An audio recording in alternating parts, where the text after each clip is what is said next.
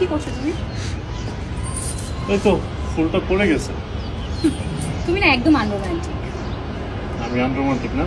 ধরো ফুল লাগবে না, কাজ করতে পারবা? ঠিক আছে, চলো না আমরা সিনেমার নায়ক নায়িকাদের মতো অভিনয় করি। ভালো বলছো তো, চল।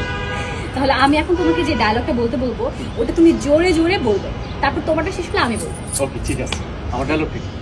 তোমার ডায়লগটা তুমি অভিনয় করে জোরে জোরে বলবে আমার একটা গার্লফ্রেন্ড আছে। ওকে? আমার একটা গার্লফ্রেন্ড আছে না? করো করো করো। দাঁড়াও, এই ফুলটা দাও। আমার গার্লফ্রেন্ড আছে, আমার কিন্তু গার্লফ্রেন্ড আছে, আমার গার্লফ্রেন্ড আছে। ওয়াও, তুমি কি সুন্দর অ্যাক্টিং করো, বাহ। তোমার ডায়লগ কি? আমার ডায়লগ মানে?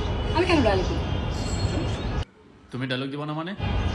আমি ডায়লগ দিব না, আমি যে ভিডিওটা করেছি এটা রেখে দিব।